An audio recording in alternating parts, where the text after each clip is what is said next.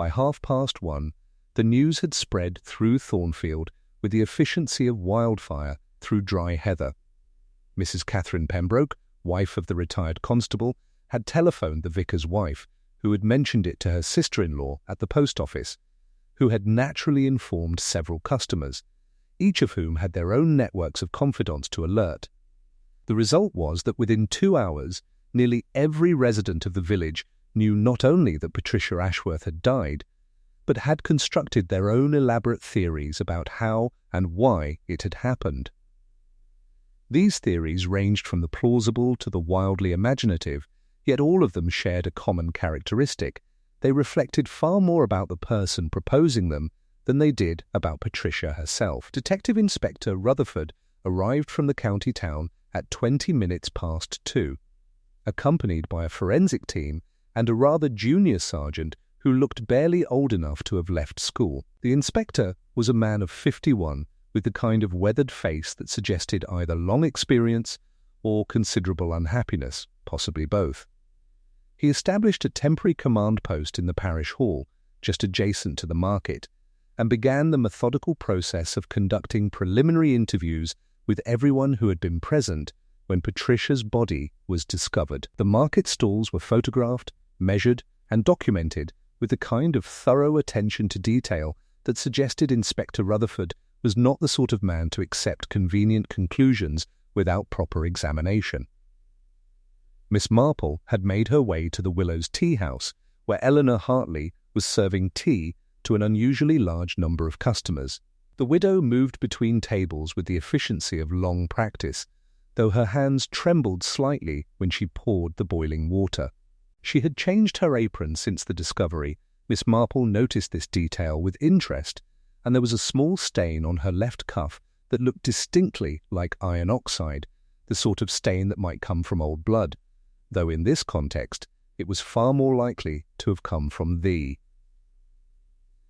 beet salad that Eleanor served for lunch. "Dreadful business," Eleanor said when she reached Miss Marple's table, her voice pitched at the tone one uses when discussing matters both tragic and somehow thrilling. "I saw her only this morning, you know." She came in for her usual Earl Grey at 11:30, seemed perfectly well, though perhaps a bit distracted, I suppose. She made a rather odd comment about things never being quite what they seemed, and then she left. Not 20 minutes later, Eleanor trailed off, a shudder passing through her shoulders. "Did she seem troubled?" Miss Marple asked gently, accepting the teapot and beginning to pour with her own steady hands. "Troubled?" Eleanor considered the question. "Perhaps, though I've always thought Patricia carried a certain tension about her. Living in that great house with David, maintaining all those committee positions, it must be exhausting, trying to be perfect all the time." At another table, 2 women Miss Marple recognized from the flower-arranging committee were engaged in animated discussion. The elder of the two, Mrs. Judith Hartwell, was expounding a theory with considerable confidence. It was her heart, obviously, she was saying. "My mother had a similar constitution, thin as a rail, always dieting, always stressed. Cardiac arrest, they'll find. Women like Patricia drive themselves too hard. The body simply gives out." "But did you see how her hand was positioned?" interjected her companion, a woman named Susan Blackwell, who worked as a receptionist at the local surgery. "My cousin is a nurse in London, and she says that when people have heart attacks, they usually—" "Your cousin isn't a pathologist, Susan," Judith interrupted with the kind of certainty that only comes from complete conviction in one's own knowledge. "I've read about these things. The stress, the perfectionism, it's a recipe for cardiac disaster." Across the green, in the vicarage garden, the vicar himself, Reverend Thomas Blackwell, who was coincidentally Susan's uncle, was having his own conversation with Derek Pembroke. The retired constable, energized by his brief moment of professional relevance, was sharing his observations with the vicar in considerable detail. "The body was already cooling when I checked for a pulse," Derek was explaining, pacing back and forth, with his hands clasped behind his back, in a manner he clearly believed gave him an air of authority, which suggests she'd been dead for at least 15, possibly 20 minutes. And there was something curious about her eyes. They had that peculiar quality that occurs post-mortem. No corneal cloudiness yet, mind you, but the conjunctiva had already begun to dry slightly. The vicar, who had no desire whatsoever to hear more details about corneal conditions, made a non-committal sound and attempted to steer the conversation toward more spiritual matters. He succeeded only partially. At the surgery, Dr. Michael Hartley, Eleanor's nephew and the village's primary physician, was in his office contemplating the afternoon's events. The preliminary examination had suggested nothing obviously sinister, nothing to indicate anything other than a sudden cardiac event. Yet something about the case troubled him in a way he couldn't quite articulate. Patricia had visited the surgery only 3 weeks earlier for her routine blood pressure check, and her readings had been entirely normal. She was not overweight, did not smoke, exercised regularly, and reported no family history of cardiac disease. He made a mental note to discuss this with Inspector Rutherford when the opportunity arose, though he suspected the inspector would dismiss his concerns as the paranoia of a country doctor. Miss Marple, meanwhile, had finished her tea and was preparing to leave the Willows when she encountered Vivienne Locke in the doorway. Vivienne was a woman of 45 with auburn hair that she wore in fashionable waves and the kind of figure that suggested she devoted considerable attention to her appearance. Today, however, her mascara had smudged beneath her eyes, whether from genuine tears or from the humid warmth of the tea-house. It was difficult to determine. "Miss Marple," Vivienne said, grasping the elderly woman's arm with more force than was strictly necessary. "This is absolutely terrible. I still can't believe it.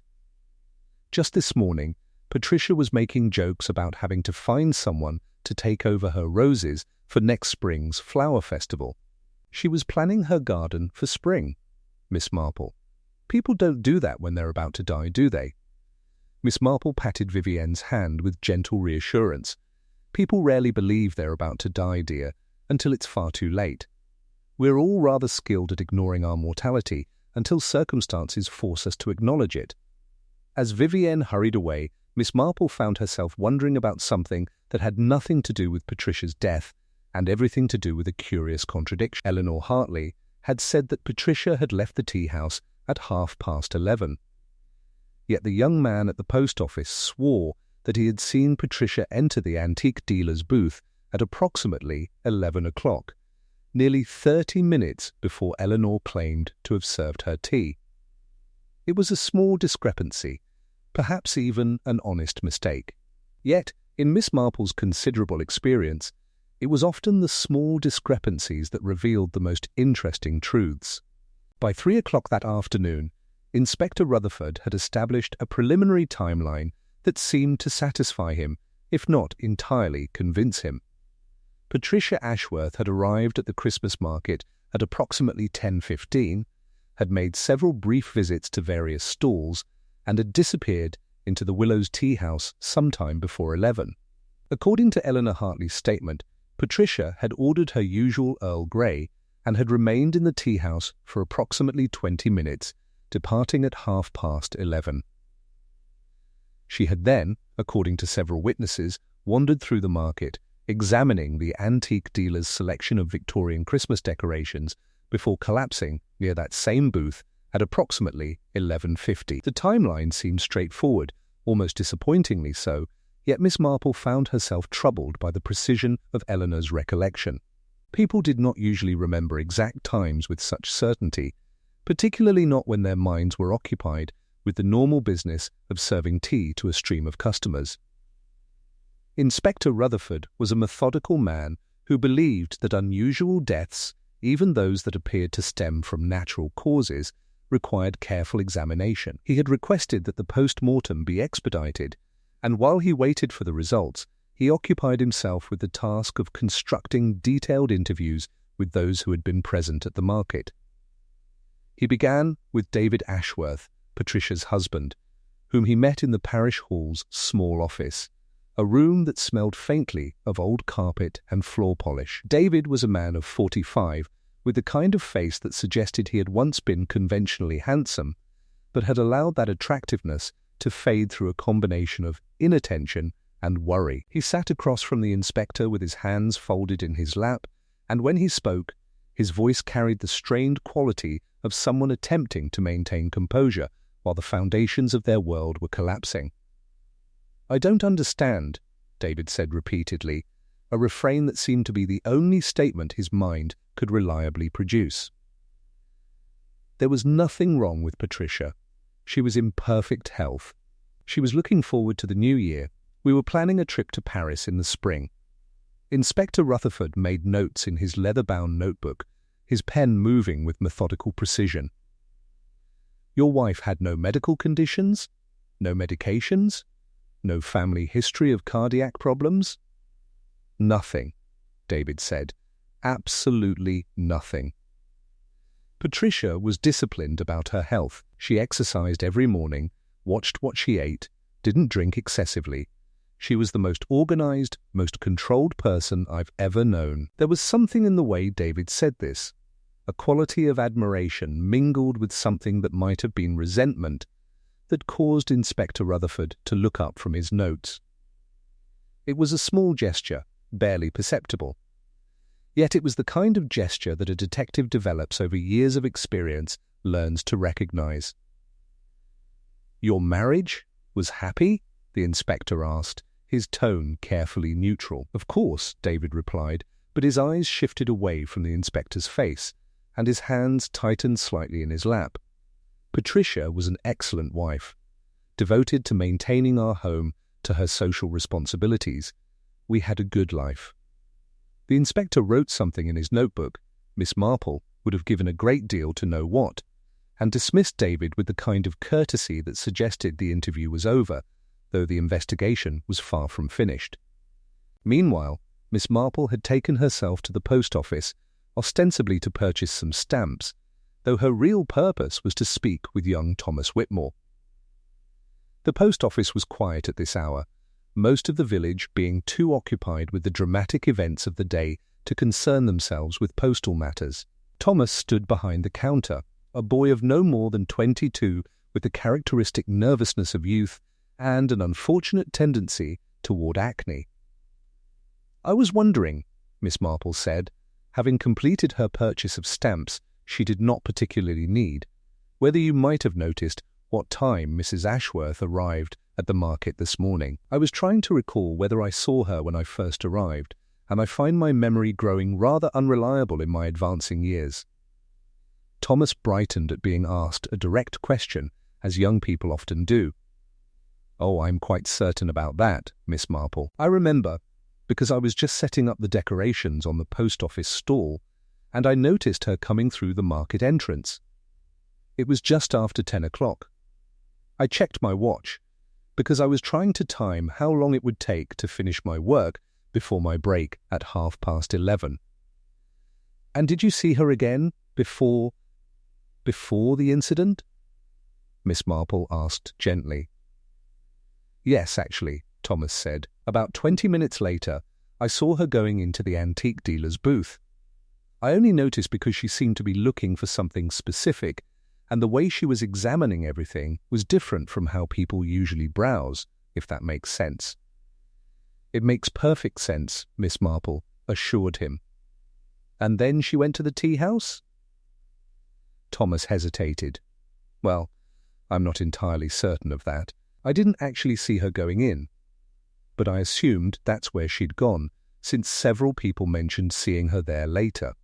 But now that you mention it, I'm not sure how much time actually passed between when I saw her at the antique booth and when I heard she'd collapsed." Miss Marple left the post office with her unused stamps and a small but significant piece of information. Eleanor Hartley had said Patricia arrived at the tea house before 11 o'clock. Thomas Whitmore had seen Patricia at the antique booth at approximately 10:20. That left a gap of roughly 35 to 40 minutes that was unaccounted for, and in Miss Marple's considerable experience, unaccounted for time was often the most revealing time of all. She walked slowly through the now quiet market, her eyes cataloguing the arrangement of the stalls, the position of the booths, the natural flow of foot traffic. The antique dealer's booth was positioned at the eastern edge of the market, partially screened from view of the main thoroughfare by a large evergreen garland that had been strung between two lampposts for decoration. A person could stand there, Miss Marple reflected, and conduct a private conversation without being easily observed by passers-by. A person could also, she added to herself as she noticed the small gap between the antique booth and its neighbouring stall, slip away quite discreetly if they were motivated to do so. The afternoon light was beginning to fade, casting long shadows across the green, and Miss Marple found herself contemplating the curious nature of small-town secrets. Patricia Ashworth had been a woman of discipline and control, yet someone in this village, someone who moved through these streets with perfect familiarity, someone whom Patricia had trusted, had apparently known something about her that warranted— What? A lie about timing? A hidden meeting? Or something far more sinister than that? The post-mortem results arrived on the following morning, delivered to Inspector Rutherford's temporary office in the parish hall by a courier from the county hospital. The inspector opened the sealed envelope with the kind of deliberate care that suggested he had learned long ago not to rush toward conclusions, no matter how logical they might appear. What he read caused him to set down his coffee cup with considerably more force than was strictly necessary, and to stare at the document for a full 2 minutes before reading it again from the beginning. Patricia Ashworth had not died of a heart attack. The pathologist's report indicated, with the kind of clinical precision that left no room for ambiguity, that Patricia had been poisoned. The substance in question was colchicine, a highly toxic alkaloid derived from the autumn crocus plant, a drug known to induce acute gastroenteritis followed by multi-organ failure. The amount detected in her system suggested a lethal dose, one that would have been deliberately administered rather than accidentally ingested. The pathologist noted, in a tone that seemed to carry overtones of professional reproach, that the symptoms of colchicine poisoning could superficially resemble those of acute cardiac distress, particularly in cases where the victim died rapidly and without opportunity for medical intervention. However, any competent pathologist, the document stated with admirable clarity, should have identified the characteristic symptoms upon visual inspection. Inspector Rutherford immediately summoned Dr. Michael Hartley to the parish hall, and the young physician arrived within 20 minutes, his expression shifting from curiosity to shock as the inspector explained what the post-mortem had revealed. Dr. Hartley's face went pale, and he sank into the chair across from the inspector's makeshift desk with the bearing of a man whose professional confidence had just been thoroughly undermined. "I made an assumption," Dr. Hartley said quietly. "I saw the presentation, the sudden collapse, the lack of obvious trauma, and I concluded cardiac distress. I should have been more thorough. I should have examined the body more carefully before jumping to conclusions." "You should have," the inspector agreed, without particular sympathy. "However, we must now focus on what we know rather than on what we should have known. Colchicine is not a common poison. It requires specific knowledge to obtain, and even more specific knowledge to administer without being detected. It has a distinctly bitter taste, which means it would need to be concealed in something with a strong flavor of its own." The inspector rose from his chair and began to pace, a habit that usually indicated he was thinking through a problem that had just become considerably more complex. Mrs. Ashworth visited the Willows tea house yesterday morning. The tea service, the biscuits, anything she consumed there would need to be examined. And we need to speak with Eleanor Hartley again, because her timeline just became significantly more important. Within the hour, samples from the Willows had been collected, and Eleanor Hartley had been requested to come to the parish hall for a more formal interview. She arrived at 2:30, dressed in a dark skirt and a cream-coloured blouse, her grey hair pinned carefully at the back of her head. She looked, to Miss Marple's observant eye, for Miss Marple had positioned herself on a bench outside the parish hall, ostensibly reading the parish newsletter, like a woman who had not slept well and whose composure was maintained only through considerable effort. The interview lasted 47 minutes, and though Miss Marple could not hear the words being exchanged, she could observe Eleanor's body language through the parish hall's window. The widow's hands moved frequently to her lap, then back to the table, then to her hair, adjusting pins that did not require adjustment. Her shoulders remained tense throughout, and when she finally departed, her face had taken on the kind of greyish pallor that suggested she had been subjected to considerable stress. That evening, the village of Thornfield was seized by a different species of panic than the shock of the previous day. What had appeared to be a tragic but ultimately natural death had transformed itself into something far more sinister, a murder committed in broad daylight during the village's most cherished community event. Speculation ran wild through the various households, spread rapidly through telephone lines, and was debated with considerable intensity at the pub, where the landlord found himself serving considerably more drinks than usual to residents who seemed to require them for steadying their nerves. Miss Marple took herself to the garden of her cottage that evening, despite the December chill, and sat in the conservatory with a pot of tea and her knitting. She was working on a complicated Fair Isle pattern, a scarf in shades of cream and grey, and the rhythmic motion of the needles provided a kind of meditative framework within which her mind could organize the various facts and inconsistencies that had emerged over the past 36 hours. The timeline remained the central puzzle. Patricia had been seen at the antique booth at approximately 10:20 by Thomas Whitmore. Eleanor Hartley claimed Patricia had arrived at the tea house sometime before 11 and had remained there for roughly 20 minutes, departing at 11:30. Yet Thomas had not actually seen Patricia enter the tea house, only assumed she had gone there based on later reports, and Eleanor's insistence on precise timing seemed at odds with the usual vagueness of human recollection. Then there was the matter of the poison itself. Colchicine was not a substance one simply happened to have available, nor was it something that could be casually administered to an unsuspecting victim without considerable knowledge and planning. Which meant that whoever had poisoned Patricia Ashworth had done so deliberately, with intention, with specific knowledge of what they were doing. This was not a crime of passion, not a sudden anger that resulted in violence. This was premeditation, calculation, and a willingness to commit murder in a public place in broad daylight. But why?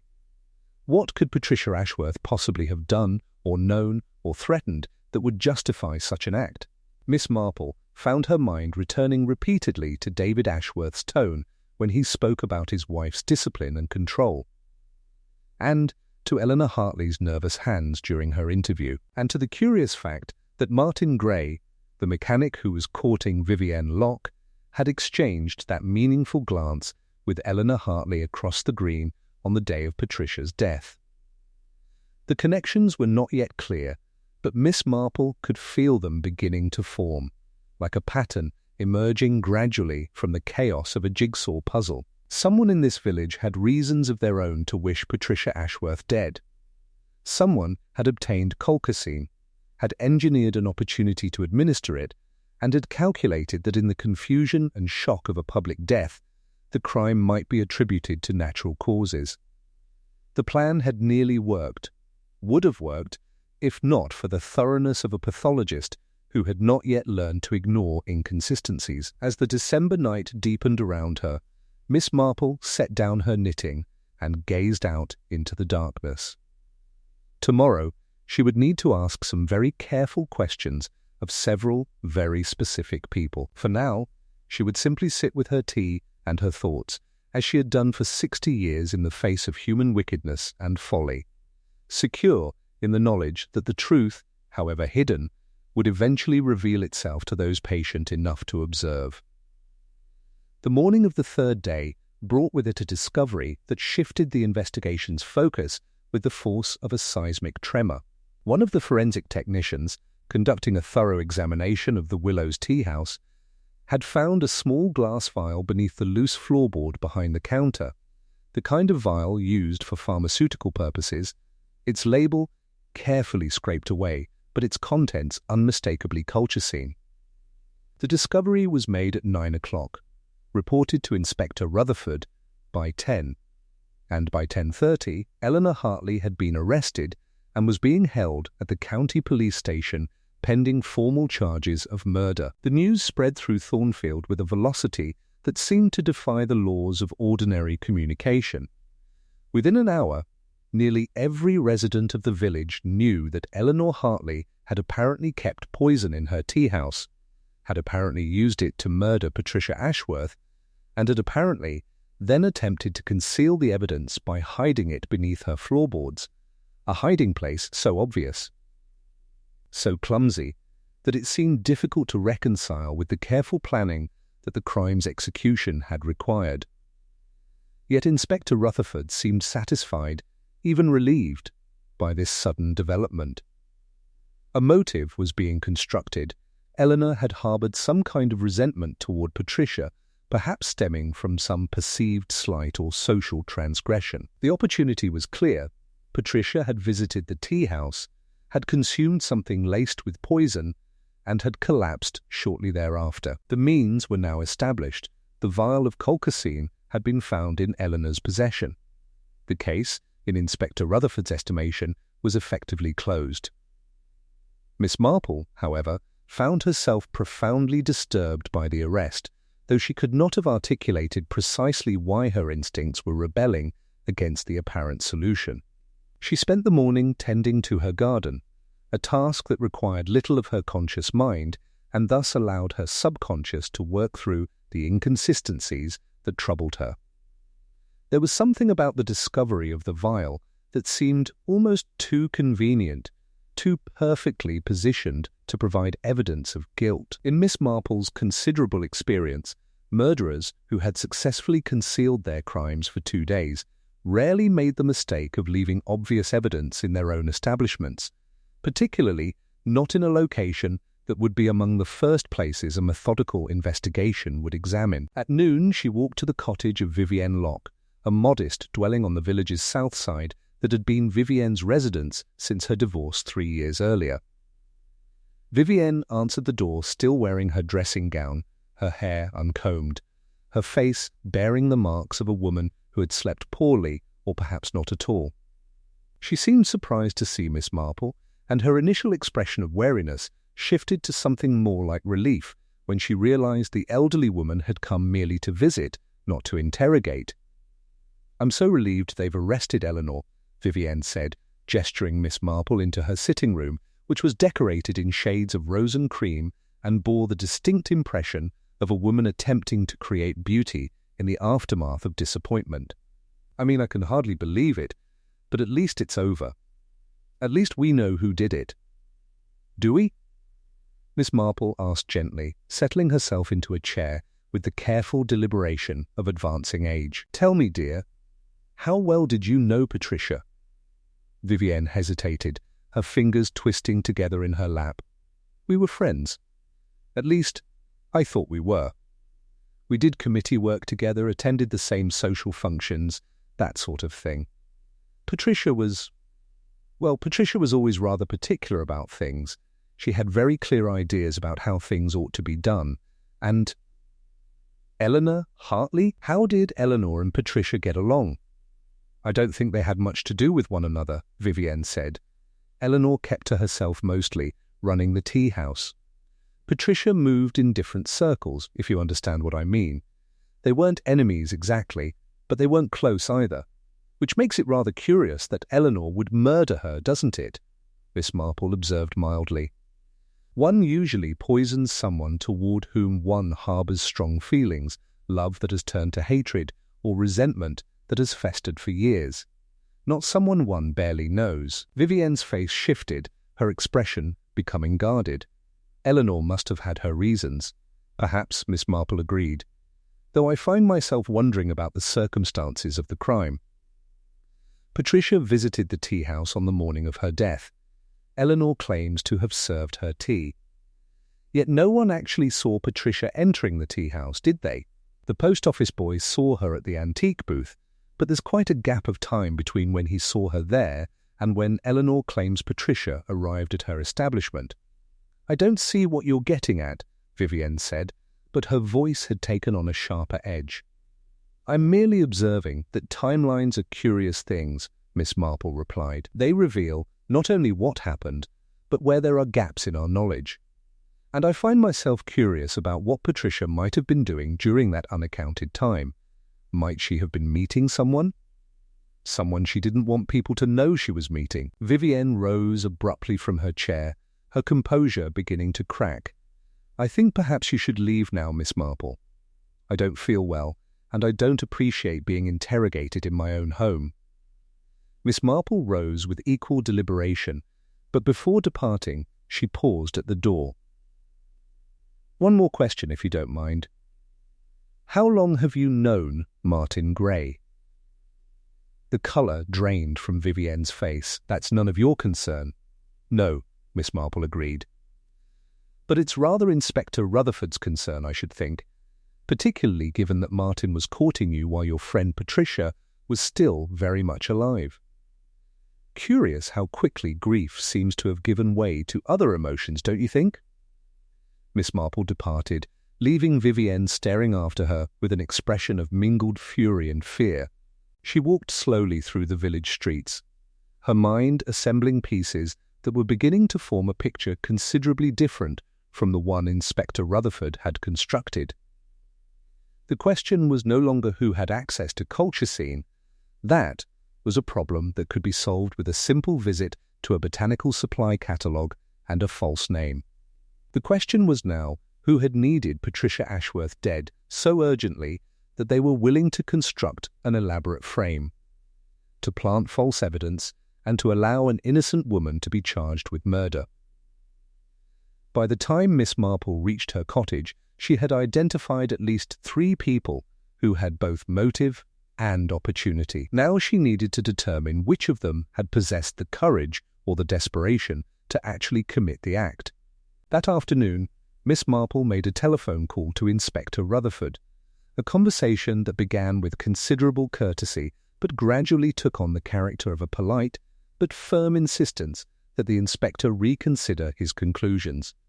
She did not accuse anyone directly, nor did she present evidence that would satisfy a court of law. Instead, she offered observations, suggestions, and the kind of gentle questions that were designed to prompt independent thought rather than to dictate conclusions.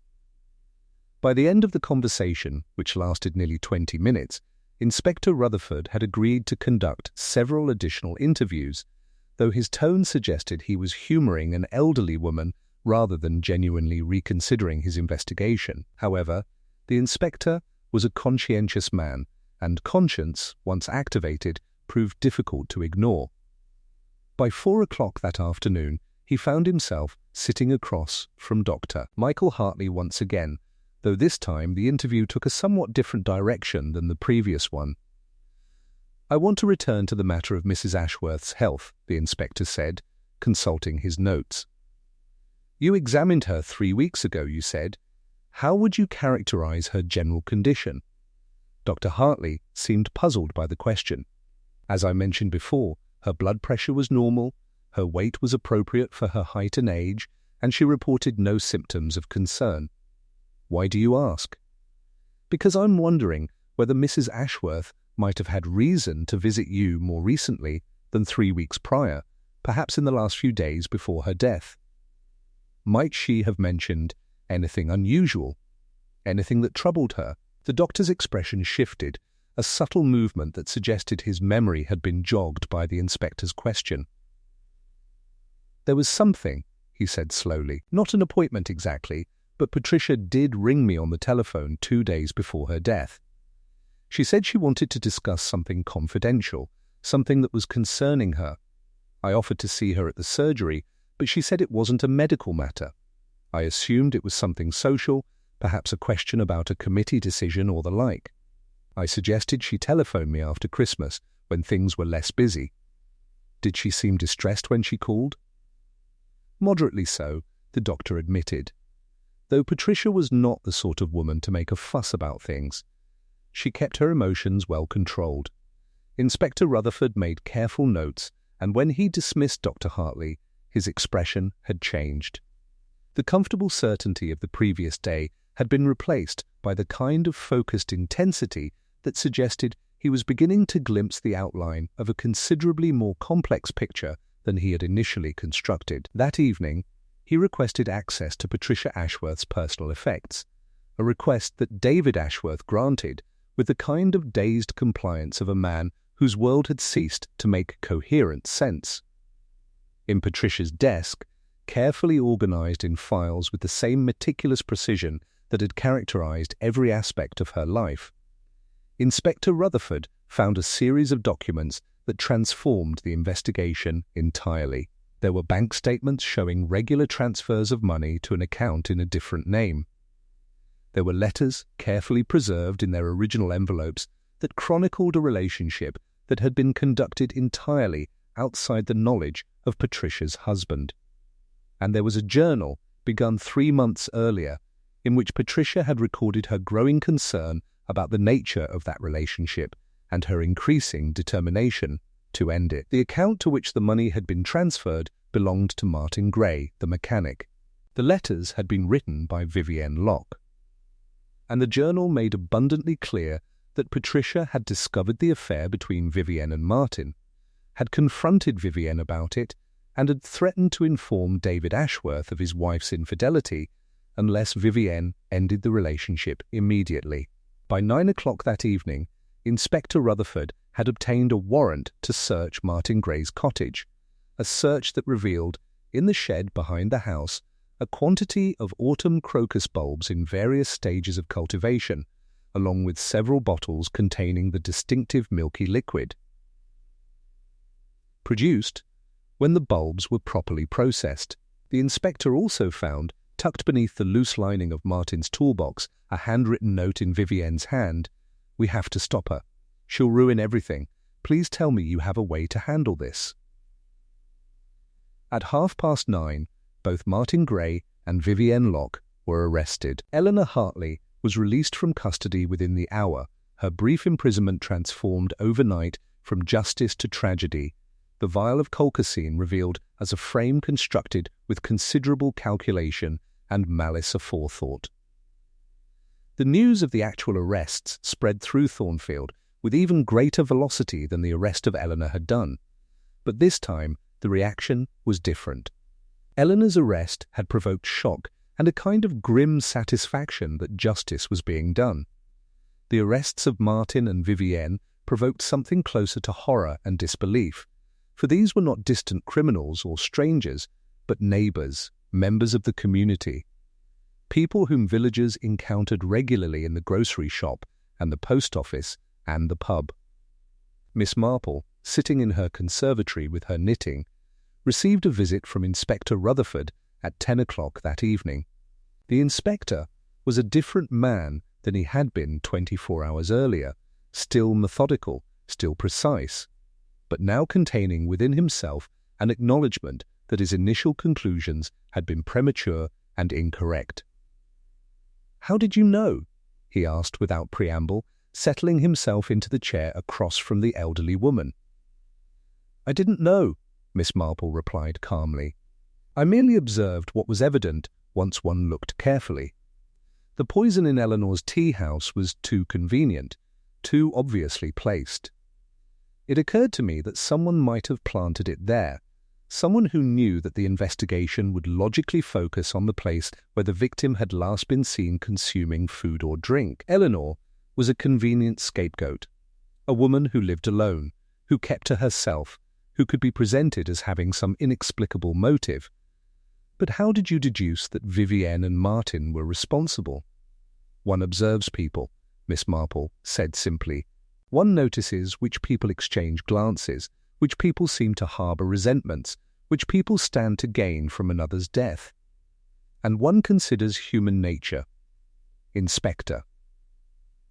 "In my experience, The most dangerous crimes are committed not by the violent or the impulsive, but by those who feel cornered, who believe they have something to lose that matters more than the consequences of murder. Vivienne was about to lose her lover and, potentially, her reputation. Martin was about to lose his source of income and, potentially, his freedom if Patricia revealed the affair. Together, they created a plan that very nearly succeeded. Inspector Rutherford rose to depart, and as he reached the door, he paused. "The case is yours, Miss Marple, if you'd like to attend the interrogations tomorrow." "You've earned that right," Miss Marple smiled gently. "I think not, Inspector. I've observed quite enough of human weakness for one Christmas season. Let the courts and the lawyers do their work now. I prefer to remember Thornfield as it was before all this unpleasantness began." Yet even as she said this, Miss Marple knew it was not entirely true. She would not forget. She never did. The interrogations that followed over the next 3 days revealed, in meticulous and often brutal detail, the anatomy of a crime born from desperation and compounded by deception. Martin Gray, when confronted with the evidence of the autumn crocus cultivation and the evidence of Vivienne's note, initially maintained a facade of innocence that crumbled within the first hour of questioning. He admitted to having cultivated the culture scene, admitted to having discussed with Vivienne the possibility of using it to solve their mutual problem, but steadfastly insisted that he had never intended to actually administer it. It was Vivienne, he claimed, who had taken the initiative, who had obtained the poison from his shed without his knowledge, who had engineered the meeting with Patricia at the Christmas market. Vivienne's interrogation proved considerably more complex. She did not deny her involvement, but she constructed her confession within a framework that positioned her as a victim rather than a perpetrator, a woman driven to extremity by circumstances beyond her control. She had not intended to murder Patricia. She insisted through tears that seemed genuine enough. She had merely wanted to frighten her, to make her ill, to give herself and Martin time to plan their escape from Thornfield and from the consequences of their affair. The dosage, she claimed, had been miscalculated. She had intended a quantity that would produce severe gastroenteritis, not death. Patricia's unexpected weakness, her fragile constitution, had transformed her intended crime into an actual murder. Inspector Rutherford listened to these explanations with the kind of weary skepticism that comes from decades of observing criminals construct narratives that position their actions as something other than what they were. The evidence, however, told a different story. The journal found in Patricia's desk made clear that she had discovered the affair approximately 6 weeks earlier, had given Vivienne an ultimatum, and had been preparing to inform David Ashworth of the situation. Vivienne had known this, had known that her window of opportunity was closing, and had taken action that could only be described as calculated and premeditated. The question of who had actually administered the poison proved more difficult to establish with absolute certainty. Both Martin and Vivienne maintained that the other was responsible, each constructing elaborate narratives of blame and counterblame that made courtroom prosecution more complex than it might otherwise have been. However, forensic evidence eventually provided the answer. Traces of colchicine were found on Vivienne's clothing, minute quantities that suggested close proximity to the poison during its preparation. Furthermore, a witness, one of the stallholders at the antique dealer's booth, came forward after the initial arrests to state that he had seen Vivienne speaking with Patricia near the booth on the morning of the death, that he had observed Patricia accepting a small paper cup from Vivienne and drinking from it. The beverage, he recalled, had appeared to be mulled wine, consistent with what one might expect at a Christmas market. This revelation transformed Vivienne's legal position considerably.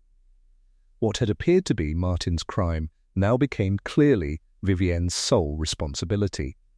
Martin's role, while still culpable, was reduced to that of an accessory, a man who had provided the means without directly committing the act. The distinction would matter considerably when sentencing occurred, though both would face substantial prison terms for their respective roles in Patricia Ashworth's death. Miss Marple learned these details through the ordinary channels by which such information spread through a village. The postman, the grocer, the women who gathered for their regular knitting circle. She received occasional visits from Inspector Rutherford, who seemed to find some comfort in discussing the case's complexities with a woman who understood the depths of human motivation without requiring the satisfaction of righteous judgment. "What I still cannot fully comprehend," the inspector said during one such visit 3 days before Christmas, "is how two ostensibly intelligent people could imagine that such a crime would go undetected. Did they truly believe they could poison someone at a public event without consequences? Did they imagine that the village would simply accept Patricia's death as natural and move forward?" "They believed what most desperate people believe," Miss Marple replied, her needles continuing their rhythmic motion as she worked on her Fair Isle scarf. "They believed that their need to escape their circumstances justified almost any action. And they believed, as people often do, that because they were not inherently wicked, they would not be caught. Wickedness, in their minds, belonged to other people, more depraved sorts of criminals. They saw themselves as victims of circumstance rather than architects of evil." "Do you think Vivienne actually miscalculated the dosage?" the inspector asked. "Or do you think she intended Patricia's death all along?" Miss Marple considered the question with the kind of serious attention it deserved. "I believe," she said slowly, "that Vivienne told herself one narrative while her actions told another. She may genuinely have believed that she intended only to make Patricia ill. But the quantity of poison she obtained, the deliberate planning of the administration, the effort to frame Eleanor, these suggest that some part of her knew precisely what she was doing, even if her conscious mind constructed a more palatable version of events. Humans are remarkably skilled at self-deception, Inspector. We tell ourselves stories that allow us to live with ourselves, even when those stories bear little resemblance to the truth." The inspector departed that afternoon, and Miss Marple returned to her knitting, the Fair Isle pattern growing slowly beneath her needles. The scarf would be finished by Christmas, she calculated, and she had already decided to whom she would give it. Eleanor Hartley had endured a brief but genuine ordeal, had been publicly arrested and humiliated, and had been cleared only through the investigative work of others. A gift seemed appropriate, a gesture that might provide some small comfort. In the days that followed, Thornfield gradually returned to a semblance of normalcy, though it was a normalcy that had been fundamentally altered by the events of the past week. Patricia Ashworth's funeral was held on the day before Christmas Eve, attended by a considerable portion of the village who came not primarily to mourn, but to bear witness to the conclusion of a tragedy that had claimed their attention and disrupted their familiar patterns of life. David Ashworth sat in the front pew, his face bearing the expression of a man attempting to process multiple layers of betrayal and loss simultaneously. The knowledge that his wife had been murdered was compounded by the knowledge that she had been murdered by his wife's closest friend and the man who had been courting that friend. It was, Miss Marple reflected, the kind of layered tragedy that would require years for him to fully comprehend. Christmas morning arrived in Thornfield with the kind of crystalline beauty that seemed almost cruel in its indifference to the village's recent trauma. Snow had fallen during the night, covering the green with a pristine blanket of white that transformed the market stalls, now dismantled and stored away, into ghostly outlines beneath their protective coverings. The church bells rang out across the village at 9 o'clock, their familiar carols echoing through streets that seemed somehow both smaller and more fragile than they had been merely a week earlier. Miss Marple attended the Christmas morning service, as she did every year, sitting in her customary pew near the back of the church, where she could observe the congregation without drawing particular attention to herself. She noticed that several pews that would normally have been occupied remained empty. Vivienne Locke's regular seat was vacant, as was Martin Gray's, both now imprisoned in the county jail awaiting trial. Eleanor Hartley sat alone in her usual position, her face bearing an expression of relief mingled with a kind of residual shock at having been so nearly convicted of a crime she did not commit. David Ashworth was absent entirely, a fact that the village would collectively note and discuss at considerable length in the coming weeks. After the service, as the congregation dispersed into the snowy morning, Miss Marple found herself approached by Eleanor, who had waited patiently for the crowd to thin before making her way to where the elderly woman was arranging her coat and gathering her handbag. "Miss Marple," Eleanor said, and her voice carried a quality of genuine gratitude mingled with something that might have been shame. "I wanted to thank you. I know it was your questions that led Inspector Rutherford to reconsider his conclusions. Without you, I might have been convicted of a murder I didn't commit." Miss Marple turned to face Eleanor directly, and in her pale blue eyes was a clarity that seemed to see not only the widow before her, but the entirety of the circumstances that had nearly destroyed her. "You would not have been convicted, dear," Miss Marple said gently. "The truth has a way of asserting itself, however slowly. However, I'm glad that your suffering has been minimized. That much, at least, can be said." "I still don't understand," Eleanor said, her brow furrowing. "Why would they plant the poison in my tea house? Of all the places they might have hidden it, why mine?" "Because," Miss Marple explained, "they knew that the investigation would naturally focus on the location where Patricia had last consumed food or drink. By placing the poison where you kept it, they accomplished several things simultaneously.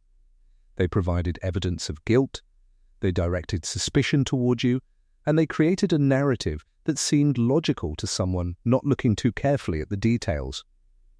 Vivienne had been your customer many times.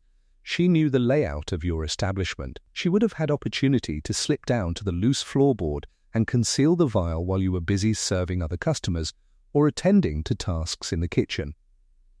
Eleanor's face paled as the full realization of how narrowly she had escaped conviction settled upon her. "They were counting on the police believing the obvious solution," she said quietly. "They were counting on human nature," Miss Marple corrected. "People, including police inspectors, prefer conclusions that are tidy and require minimal complication. A poisoned woman, a poison found in a tea house proprietor with few social connections and little obvious motive to harm anyone, these elements together create a narrative that satisfies the mind's desire for closure. It requires considerable effort to look beyond such apparent logic." Miss Marple reached into her handbag and withdrew a small package wrapped in brown paper and tied with red ribbon. "Merry Christmas, dear," she said, offering it to Eleanor. "I finished it last night." Eleanor unwrapped the package carefully to reveal the Fair Isle scarf in shades of cream and grey, the pattern intricate and beautifully executed. She held it for a moment without speaking, and when she finally did speak, her voice was thick with emotion. "I don't know what to say. This is far too generous. It is merely a token," Miss Marple said. "Though I confess I derived considerable satisfaction from the knitting of it. The repetition of pattern, the gradual accumulation of progress, it provides a useful metaphor for investigation itself. Each row builds upon the previous one, and eventually a coherent picture emerges from what appeared initially to be merely disconnected stitches." Eleanor embraced Miss Marple with a warmth that seemed to carry genuine affection, and the two women stood together in the snowy churchyard, an unlikely pair united by the experience of nearly catastrophic injustice narrowly averted. When Eleanor finally departed, wrapping the scarf carefully around her shoulders, she left Miss Marple alone with her thoughts and the silent beauty of the Christmas morning. That afternoon, Miss Marple received an unexpected visitor. Inspector Rutherford arrived at her cottage, bearing what appeared to be an official capacity, though his manner was considerably less formal than it had been during the investigation itself. "I wanted you to know," he said, settling himself in the chair across from her with a cup of tea that she had automatically pressed into his hands, that both Martin Gray and Vivienne Locke have confessed to their roles in Patricia Ashworth's death. The legal proceedings will still require a full trial, of course, but the confession has simplified matters considerably. They'll be facing murder charges, both of them, though the degree of culpability will differ. "And Eleanor?" Miss Marple asked. "Fully exonerated, without reservation. I've already made a formal apology, and there will be compensation, though I suspect nothing can fully compensate for the ordeal she endured. I've also submitted a report to the Chief Constable detailing the investigative errors that led to her initial arrest. It's not the sort of report one enjoys writing, but it's necessary nonetheless." "You are a conscientious man," Miss Marple observed. "That quality will serve you well in your profession, even when it requires you to acknowledge mistakes." After the inspector departed, Miss Marple found herself contemplating the peculiar nature of Christmas in the aftermath of tragedy. The season demanded festivity, demanded a kind of enforced gaiety that sat uneasily with the reality of lives disrupted and destroyed.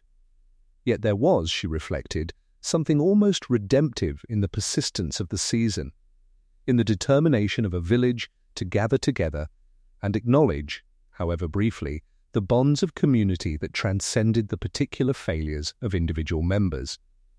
She prepared a simple Christmas dinner for herself, roasted chicken, vegetables, a small portion of pudding, and as she ate, she found her mind returning not to the specifics of the crime, but to the larger questions it had raised.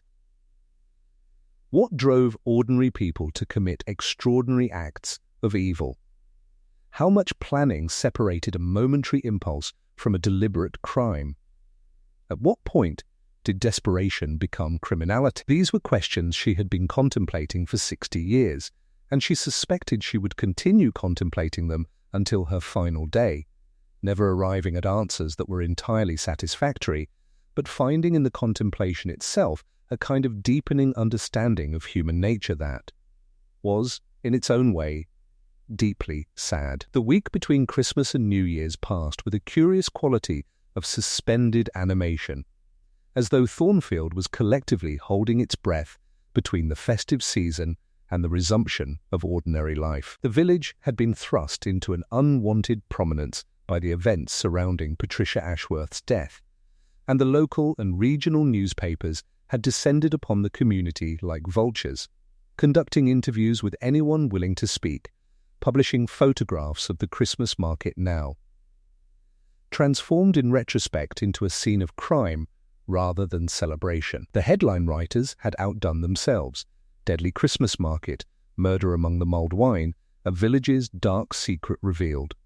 Miss Marple found these characterizations tiresome, for they suggested that Thornfield harboured some inherent wickedness, when in truth what had occurred was no more inherent to the village than a particular constellation of human weakness and circumstance would be inherent to any community. David Ashworth had left Thornfield entirely, taking with him only a small suitcase of personal items and leaving the Victorian mansion on the hill to the ministrations of a property management company. It was the kind of departure that suggested a man fleeing not only the location of his trauma, but the identity he had constructed within that location. The village, Miss Marple reflected, would never quite look at his empty house the same way again. It would become known as the Ashworth Place, a location that invited gossip and speculation about the nature of the marriage that had existed within its walls, about Patricia's hidden affair and David's apparent obliviousness to his wife's deception. The trial was scheduled for late February, which meant that for nearly 2 months the case would occupy a space in the village consciousness without reaching its legal conclusion. This liminal period proved to be psychologically difficult for most of Thornfield's residents. The certainty that had come with the arrests gave way to uncertainty as the reality of an extended legal process became apparent. Vivienne Locke's parents, who lived in a neighbouring parish, attempted to mount a defence of their daughter that relied heavily on the argument of mental instability and temporary derangement caused by romantic entanglement. Martin Gray's solicitor, meanwhile, was constructing a narrative in which his client was merely a passive observer who had provided materials without intending that those materials be used for murder.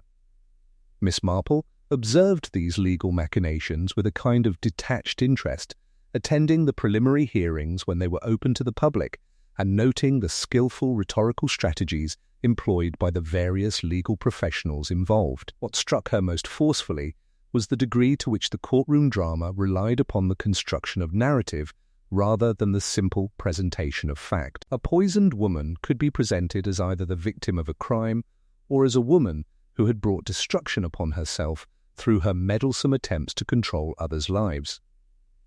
The poison could be presented as either evidence of premeditation or evidence of an intended prank that had gone tragically awry. The same facts, when arranged in different configurations, could support entirely different conclusions about guilt and culpability.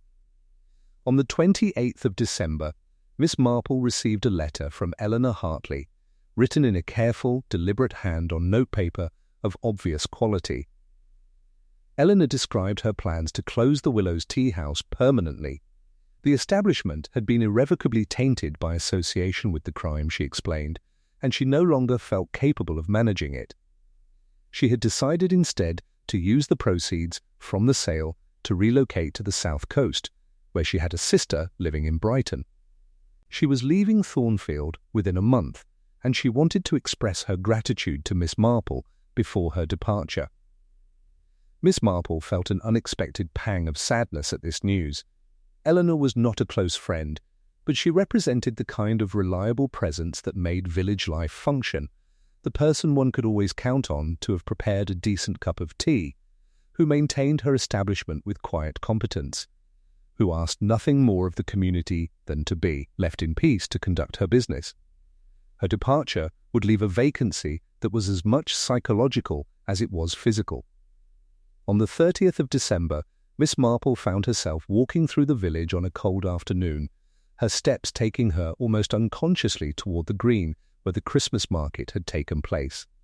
The stalls had been dismantled, and the green had returned to its ordinary state, though Miss Marple found herself able to visualize precisely where each booth had stood, where Patricia had collapsed, where the various exchanges and conversations had occurred that had contributed to her death. It was a peculiar form of psychic archaeology, the ability to overlay memory upon present reality and to see, in the empty green, the ghost of recent events. She paused near the spot where Patricia's body had been found and reflected on the curious nature of the crime. What had begun as an apparent murder of passion or resentment had revealed itself to be something far more calculated and complex. Vivienne and Martin had not killed Patricia in a moment of anger or desperation. They had planned her death with the kind of deliberate forethought that suggested they had genuinely believed that such a crime was justified by their circumstances. They had poisoned a woman during a community celebration, had allowed an innocent woman to be arrested in their stead, and had constructed elaborate narratives to minimize their own culpability. And yet Miss Marple found herself thinking, they were not monsters. They were simply people who had allowed themselves to become convinced that their own desires and needs superseded the rights of others. They were ordinary people who had committed an extraordinary act, and in the aftermath of that act, they had attempted to preserve themselves through deception and misdirection. This, she reflected, was perhaps the most troubling aspect of the entire affair. It demonstrated with terrible clarity how thin the line was between respectability and criminality, how easily ordinary people could slide across it when sufficiently motivated. As the sun began to set, painting the sky in shades of pink and gold, Miss Marple turned away from the green and began her walk back toward her cottage. She had observed human nature in all its complexity for more than 8 decades, had witnessed kindness and cruelty in equal measure, had learned that the distinction between good people and bad people was far more ambiguous than most preferred to acknowledge. Yet she had also learned that this ambiguity did not excuse criminality, did not make murder any less tragic, did not transform poisoning into anything other than a deliberate act designed to remove from the world a person who stood in the way of someone else's desires. The village of Thornfield, for all its apparent damage, would recover from this incident. It would absorb the trauma, incorporate it into its collective memory, and eventually move forward. But it would never be quite the same, and Miss Marple suspected that future Christmas markets would be attended with a subtle awareness of how quickly celebration could transform into catastrophe. The trial of Vivienne Locke and Martin Gray commenced on a grey February morning, with the courtroom packed with reporters, curious villagers, and the usual assortment of legal professionals and court officials. The case had attracted sufficient attention in the regional press that the judge had issued strict instructions regarding media conduct, though these instructions seemed to have minimal effect on the determined journalists who had established themselves in the public gallery with notebooks and recording devices at the ready. Miss Marple attended the opening day, sitting quietly in a rear bench and observing not only the proceedings but the reactions of those around her to the proceedings. The prosecution's case was methodical and comprehensive, built upon the foundation of the forensic evidence combined with the documentary evidence found in Patricia Ashworth's personal effects. The pathologist presented her findings with clinical precision, explaining the mechanism by which colchicine poisoned the human body, describing the gastrointestinal distress followed by the cascade of organ failure that had resulted in Patricia's death. The evidence of the autumn crocus cultivation on Martin's property was presented, along with testimony from a botanist regarding the toxicity of the plant and the specific expertise required to extract and concentrate the poison. The letter found in Patricia's desk, in which she had informed Vivienne that she intended to reveal the affair to David Ashworth, was read aloud to the court, its words taking on additional weight when spoken by the prosecutor in the presence of the accused. Vivienne's solicitor mounted a defense that relied heavily on portraying his client as a woman of diminished responsibility, whose judgment had been impaired by emotional trauma and romantic entanglement. He presented character witnesses who testified to Vivienne's generally kind nature, her charitable contributions to the parish, her artistic talents and intellectual accomplishments. He attempted to construct a narrative in which Vivienne was not a calculating murderer, but rather a woman who had acted impulsively in the heat of desperation, who had genuinely believed that Patricia would merely become ill, and who had been manipulated by the more ruthless and calculating Martin Gray. Martin's defense followed a different trajectory. His solicitor argued that while Martin had foolishly provided the poison, he had done so without any expectation that it would actually be used. He presented evidence suggesting that Vivienne had taken the colchicine without his knowledge, that she had acted independently and against his intentions. He painted a portrait of a man who had made a grave mistake in judgment by cultivating the toxic plant, and by discussing, in a moment of weakness, the theoretical possibility of using it to solve their mutual problem. But he insisted, with considerable emphasis, that discussion of a theoretical possibility was fundamentally different from actually committing murder. The prosecution dismantled both defenses with methodical efficiency. They presented testimony from a neighbor of Martin's who had observed him and Vivienne in what appeared to be intense and private conversation in his cottage approximately 1 week before Patricia's death. They produced evidence of recent financial transactions suggesting that Martin had been in desperate need of money, a need that would have been addressed by his ongoing relationship with Vivienne, who had access to her ex-husband's considerably substantial alimony payments. They presented psychological analysis suggesting that both defendants demonstrated the capacity for careful planning and deliberate deception, characteristics inconsistent with the impulsive, emotionally driven scenarios their respective solicitors had constructed. Perhaps, most damning of all, they presented testimony from a prison psychologist who had interviewed both defendants following their arrest. The psychologist testified that both Vivienne and Martin had exhibited what he characterized as a striking lack of genuine remorse, that while both had expressed regret at being caught and at the consequences of their actions, neither had demonstrated authentic empathy for Patricia Ashworth or for Eleanor Hartley, whose near conviction they had facilitated through their deliberate planting of false evidence. The trial lasted 9 days, and the jury's deliberation lasted 4 hours. Vivienne Locke was found guilty of murder in the first degree. Martin Gray was found guilty of conspiracy to commit murder and manslaughter, the latter verdict suggesting that the jury had accepted his defense that he had not expected the poison to actually be administered, but had been sufficiently negligent in providing it to share culpability for the resulting death. Both were sentenced within a week, Vivienne to life imprisonment with a minimum term of 25 years, Martin to 18 years imprisonment with possibility of parole after 12. Miss Marple attended the sentencing, and she observed Vivienne's face as the sentence was pronounced. There was shock, certainly, and fear, but also something that might have been a kind of stubborn refusal to accept responsibility, a lingering belief that she had been treated unjustly, that circumstances rather than her own choices had led to this outcome. Martin, by contrast, appeared to have achieved some form of acceptance, or perhaps merely resignation, to the consequences of his actions. He stood in the dock with slumped shoulders, looking considerably older than his 42 years, and when led away to begin his sentence, he did not look back at the gallery where his elderly mother sat weeping. As the crowd dispersed from the courthouse, Miss Marple found herself approached by Inspector Rutherford, who seemed to have lingered deliberately in hopes of speaking with her.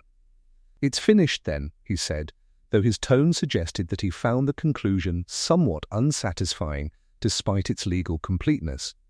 "The trial is finished," Miss Marple corrected gently. "The actual matter, the moral and psychological consequences, those will continue for considerably longer. Patricia Ashworth is still dead. Eleanor Hartley still carries the trauma of having been nearly convicted of a crime she did not commit. David Ashworth still must reconcile himself with the discovery that his wife had betrayed him, and that his wife's betrayer had murdered her. And Vivienne and Martin will spend years in prison, years during which they will have ample opportunity to contemplate their choices and their consequences." "Do you think they'll ever actually understand what they've done?" the inspector asked. "Some will," Miss Marple replied. "Time in confinement tends to encourage such understanding, though I suspect that for both of them, the understanding will arrive too late to change anything. That, I'm afraid, is one of the tragic aspects of human nature. We are often capable of learning, but we rarely do so before we have destroyed everything worth preserving." The inspector departed, and Miss Marple found herself alone in the courthouse corridor, contemplating the curious architecture of justice and the degree to which legal conclusions satisfied the mind without necessarily satisfying the soul. The case was closed, the perpetrators were imprisoned, and the village of Thornfield could, theoretically, return to normalcy. Yet Miss Marple suspected that normalcy, once disrupted, rarely returned precisely as it had been before the disruption occurred. The spring arrived in Thornfield with the kind of tentative beauty that characterized the season in the English countryside, snowdrops giving way to crocuses, buds forming on the bare branches of trees, and the earth itself seeming to stir from its winter sleep. It was March now, nearly 4 months since Patricia Ashworth's death, and the village had begun the slow process of attempting to restore itself to some semblance of ordinary existence. Eleanor Hartley had departed for Brighton, leaving the Willows Tea House to be purchased by a young couple from London who had romantic notions of operating a country establishment and who seemed blissfully unaware of the history that clung to the location like morning fog.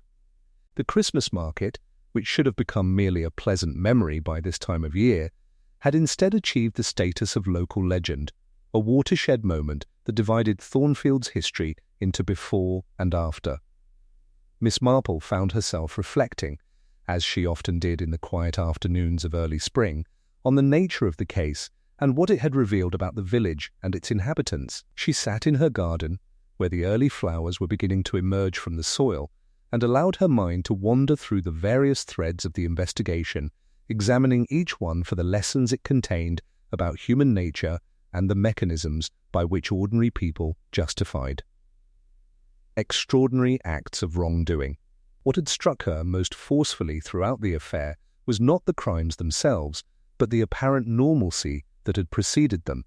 Vivienne Locke had been known throughout the village as a woman of culture and sensibility, a person who attended the parish council meetings, contributed to charitable causes, and maintained a carefully curated social presence.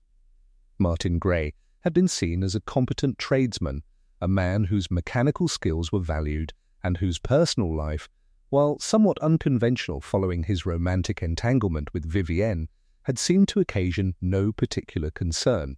Neither had presented the obvious markers of potential criminality, neither had announced through their behavior or demeanor that they harbored the capacity to commit murder. And yet, when circumstances had aligned in a particular way, when desire intersected with desperation, when opportunity merged with motive, when the possibility of escape from consequence seemed to outweigh the moral prohibitions against taking a life, both had demonstrated a willingness to cross a line that most people never approached. The village's recovery from the trauma of the case had taken forms that Miss Marple found psychologically illuminating. Some residents had responded by embracing a kind of enforced cheerfulness, a determination to demonstrate that Thornfield was fundamentally sound despite the crimes that had occurred within its boundaries. These people had organized renewed community events, had insisted on the continuation of traditions, and had worked to transform the Christmas market tragedy into merely an unfortunate incident rather than a defining moment. Others had responded with a kind of retreating inward, a withdrawal from communal life, and an increased emphasis on the insularity of individual households and families. Still, others had become consumed with the investigation of the crime, discussing endlessly the various details and implications, unable to release the matter from their consciousness despite its legal conclusion. Miss Marple had received, during the weeks following the sentencing, several visitors who had sought her perspective on the case and its implications. Dr. Michael Hartley had called ostensibly to check on her health, but actually to discuss his own sense of professional failure in having initially misidentified Patricia's cause of death. He had subsequently taken a refresher course in forensic pathology and had begun to involve himself more actively in cases of suspicious death in the county, seeking to ensure that his initial error would not be repeated. Mrs. Catherine Pembroke, wife of the retired constable, had called to discuss how the case had affected her husband's sense of self-worth, which had been somewhat restored by his initial participation in the investigation, then damaged by the revelation that his conclusions had been premature and incorrect. Reverend Thomas Blackwell had visited to seek Miss Marple's thoughts on the theological implications of the case, on the question of how a Christian community should respond to evidence of such wickedness in its midst. To each of these visitors, Miss Marple had offered similar observations. The case had revealed nothing particularly extraordinary about human nature, she had explained. It had merely illustrated, with unusual clarity, principles that were always operative within any community. People were capable of tremendous self-deception. People could construct narratives that positioned their own actions as justified by circumstances, even when those actions caused great harm to others. People could live respectable lives while harboring considerable darkness within themselves. And people could convince themselves that they were fundamentally good even while committing acts that were unambiguously evil. Yet she had also attempted to convey a counterbalancing truth. The case had also revealed the capacity of communities to correct themselves, to acknowledge error, and to function as a kind of collective conscience that eventually moved toward justice. Eleanor Hartley had been exonerated. The actual perpetrators had been identified and imprisoned. The investigation had been thorough, the trial had been fair, and the legal system had functioned, however imperfectly, to establish responsibility and administer consequences. This was not nothing. It was, in fact, the foundation upon which any functioning society depended. As the spring deepened into early summer, Miss Marple found her thoughts returning less frequently to the specifics of the case and more often to the larger questions it had raised. She had lived through most of the 20th century, had witnessed tremendous changes in social structures and moral frameworks, had observed the gradual transformation of the village from a relatively isolated community to a place increasingly connected to the wider world. Yet the fundamental patterns of human nature had remained remarkably consistent. Envy, desire, resentment, the capacity to justify wrongdoing, these were not products of modernity or of urbanization. They were constants of human existence, present in rural villages and metropolitan cities in equal measure. One afternoon in late May, Miss Marple received a letter bearing a London postmark. It was from Eleanor Hartley, who had been living in Brighton for nearly 5 months. Eleanor wrote of her new life by the sea, of the pleasure she had found in operating a small guest house rather than the more demanding tea house, of the gradual fading of the trauma that had so nearly destroyed her. She had made new acquaintances, she reported, and had begun to reconstruct a life that no longer defined itself primarily in relation to the village that had nearly consumed her.